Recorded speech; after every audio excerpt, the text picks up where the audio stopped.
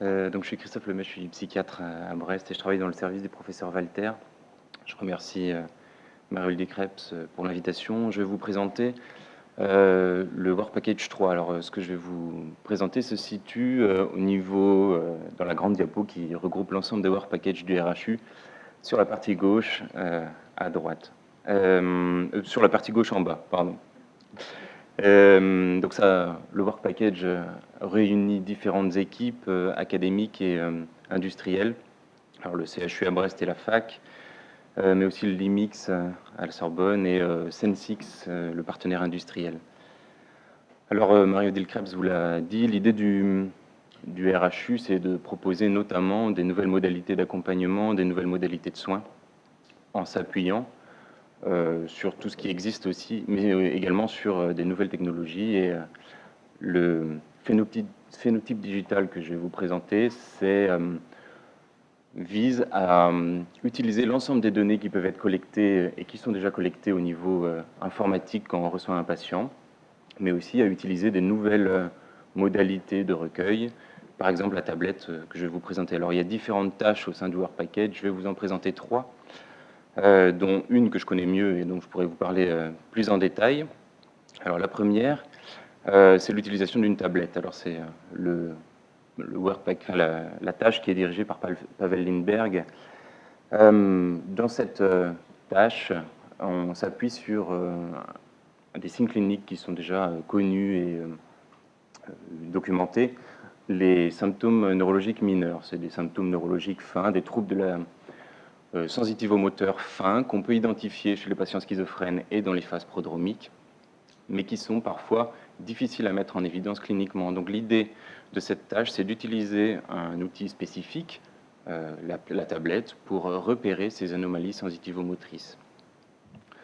Alors c'est Sensix qui développe cet outil, et on propose dans ce cadre-là aux patients d'utiliser une tablette et de réaliser différentes tâches de complexité croissante pour repérer ces anomalies sensitivo-motrices. Alors il y a différentes tâches, je vous les présente ici. La première, c'est juste une tâche de reconnaissance et d'orientation. Donc ça met en jeu notamment la proprioception et les représentations spatiales, identifier les différents doigts sur la tablette. Donc ça commence par des tâches très très simples et vous verrez progressivement les tâches sont de complexité croissante. La deuxième vise, c'est une tâche motrice, mais plutôt simple, avec différentes fréquences. Il faut battre en rythme ou reproduire une séquence avec un doigt à différents rythmes. La troisième met en jeu plusieurs doigts, 2 doigts, avec des combinaisons, et une tâche qui propose une combinaison à réaliser avec 2 doigts. Et puis, elle met en tâche finalement en jeu tous les doigts. Et donc, au fil de l'augmentation de la complexité de ces différentes tâches, l'intégration sensitivo-motrice est de plus en plus complexe et on peut mettre en évidence de plus en plus d'anomalies. Et pour finir, la tâche la plus complexe, c'est une tâche de reproduction. Donc, elle vise à reproduire un schéma avec le doigt, avec ou sans distracteur. Alors, ces différentes tâches ont été testées d'abord dans une population générale pour voir si ce modèle permettait d'identifier différents sous-groupes. Et donc, on voit que la tablette, l'utilisation de cette tablette et les différentes tâches réalisées permettent, par exemple, de différencier des sous-groupes en fonction de l'âge. Et on voit qu'il y a un gradient en fonction de l'âge. Donc, en bas, vous avez l'âge et en haut, le temps de réaction. Le temps de réaction augmente avec l'âge et ça se repère très bien avec la tablette qui enregistre toutes les données sensitivo-motrices lorsqu'on utilise la tablette. Une deuxième étude a permis d'identifier que non seulement le temps de réaction augmentait, mais aussi la durée pour réaliser la tâche augmentait avec l'âge. Donc ça, c'était une première étape préliminaire pour montrer qu'on pouvait en population générale identifier des sous-groupes. Ils ont par la suite reproduit cette étude pour essayer d'identifier des profils pathologiques. Alors, ils ont mis en évidence notamment qu'on pouvait différencier les patients schizophrènes de patients contrôle en utilisant ces différentes tâches à partir d'une tablette. Et ce qui a été mis en évidence et ce qui est au premier plan, c'est qu'il est plus difficile pour les patients schizophrènes d'avoir des activités pour les doigts indépendantes.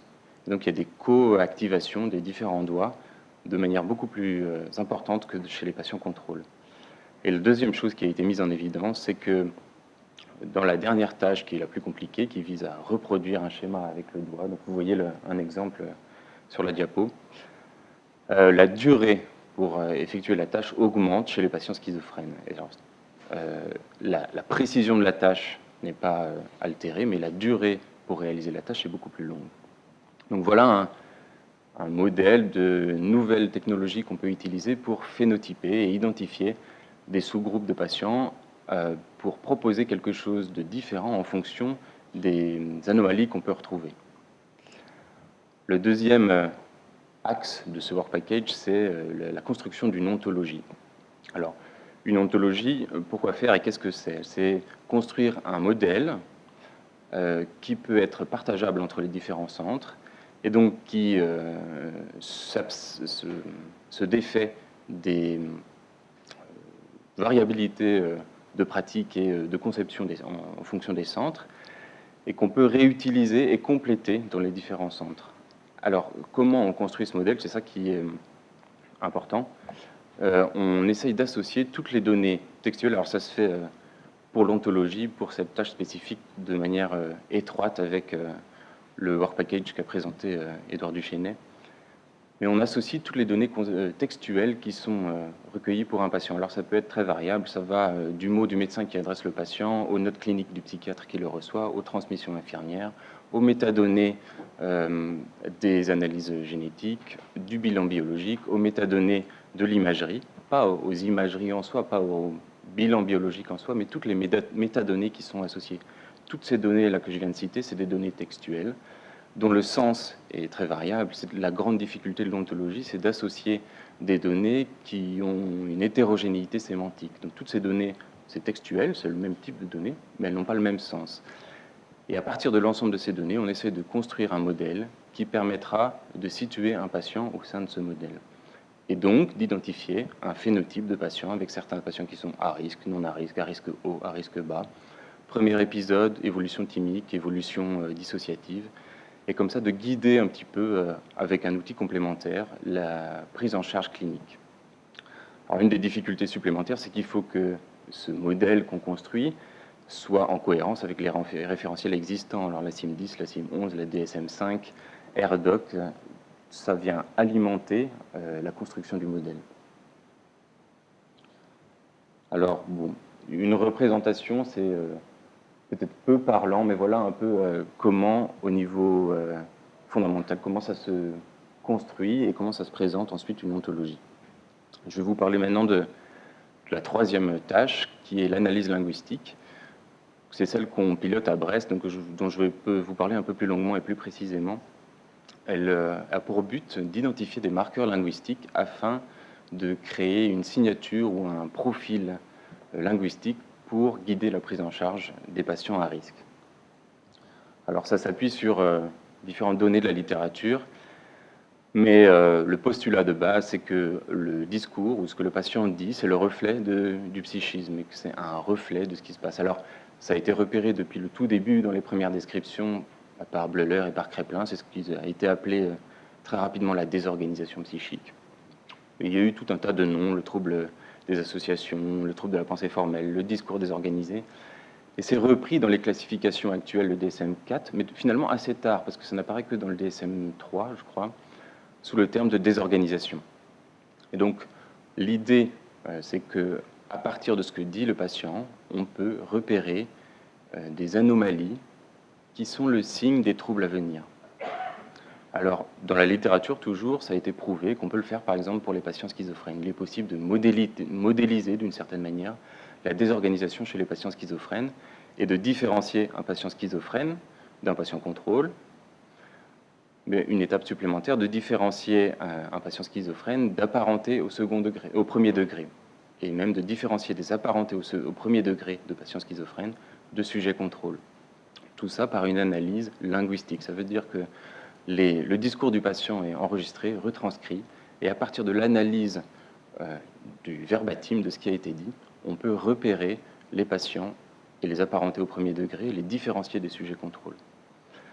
Une autre modalité qui permet de modéliser la désorganisation, c'est la théorie des graphes.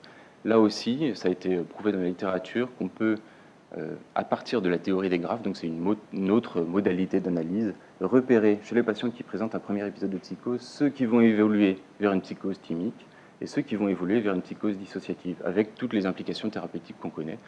On ne traite pas exactement de la même manière un patient qui fait un premier épisode de psychose qui deviendra un trouble thymique, et un premier épisode de psychose qui est plutôt dissociatif. Ça, c'était chez les patients schizophrènes ou qui présentent un premier épisode de psychose. L'idée dans la détection précoce, c'est toujours d'extrapoler ce qu'on sait pour les patients schizophrènes ou pour les patients qui présentent un premier épisode de psychose à la phase préalable, c'est-à-dire la phase prodromique.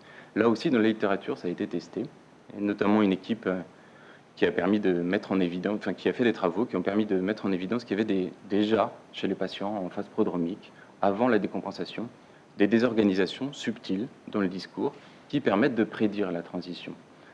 Et là-dessus, une équipe américaine a construit un modèle prédictif linguistique qui, en associant 3 variables linguistiques, pouvait prédire, alors dans un premier temps à 100%, ce qui était un chiffre un peu suspect, pouvait prédire à 100% la transition vers la psychose chez des patients qui étaient à risque. Mais ils ont répliqué avec le même modèle sur une autre cohorte indépendante, et la prédiction était de 83%. Donc à Brest, on s'attache plus spécifiquement à développer ce type d'outils. Et donc ce qu'on fait, c'est qu'on enregistre le premier entretien lorsqu'un patient est reçu dans le cadre de la consultation d'évaluation de la vulnérabilité psychologique, c'est la consultation de détection et d'intervention précoce à Brest. On l'enregistre, on le transcrit, c'est-à-dire qu'il y a une secrétaire qui tape l'ensemble du discours, le verbatim, et puis on analyse ensuite cet enregistrement et le verbatim selon 3 modalités. Alors il y a la modalité sémantique, syntaxique et prosodique. Sémantique, c'est sur le sens.